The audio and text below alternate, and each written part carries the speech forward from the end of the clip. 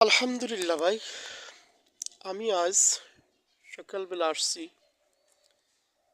এই যে একটা গাছের সাথে পরিচিত করব, যে গাছের নাম আকান্দি।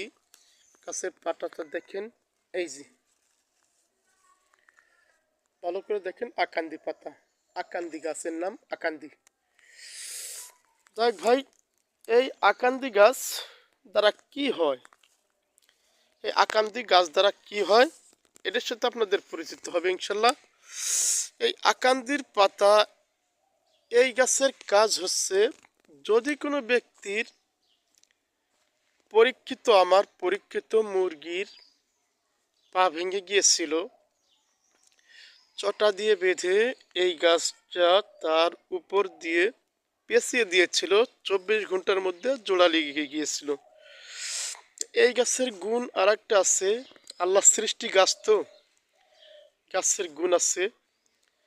দেখেন ভাই, অনেকে এই গাছ দ্বারা জাদুবান ঠেকায়। ঠেকানোর সাথে এই গাছের সাথে আবার কিছু আল্লাহর কোরআনের আয়াত জড়িত করলে, তাহলে জাদুটুনা বান তার গায়ে লাগবে না। শুধু গাছ থাকা সত্ত্বেও বান মারতেছে, আবার লাগতেছে কেন? গাছ থাকা সত্ত্বেও বান মারতেছে, আবার লাগতেছে কেন?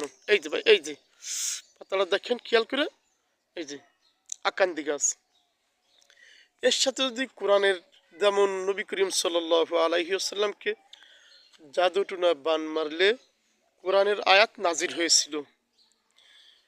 কই, রাসূল সাল্লাল্লাহু আলাইহি ওয়াসাল্লাম যখন বিছানায় পড়েছিলেন, জিব্রাইল এবং মিকাইল দুইজনে বলা বলি করলেন যে রসুল, একজন বলতেছেন ভাই রসুলের কি হয়েছে, আর একজন বলতেছেন ভাই রসুলকে বান মারছে, কুফুরি বান মারছে, এই জন্য রসুল বিছানায় পড়ে রোগে আক্রান্ত হয়ে গেছে বানের কারণে।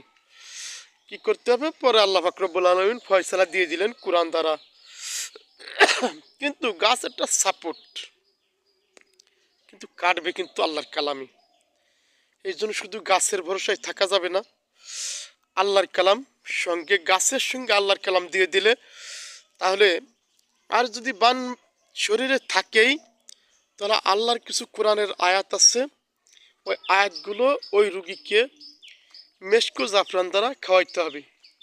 খাওয়ানোর পরে ভিতর থেকে, নাড়ি থেকে আস্তে আস্তে বান উঠে আসবে, এবং এই শরীরে যে তাবিজ থাকবে, কবচ থাকবে, ওর ভিতরে যে আল্লাহর কালাম থাকবে, এই গাছ থাকবে, এই গাছের কিছু পরিমাণ থাকবে, যেমন শিকড় উঠায়া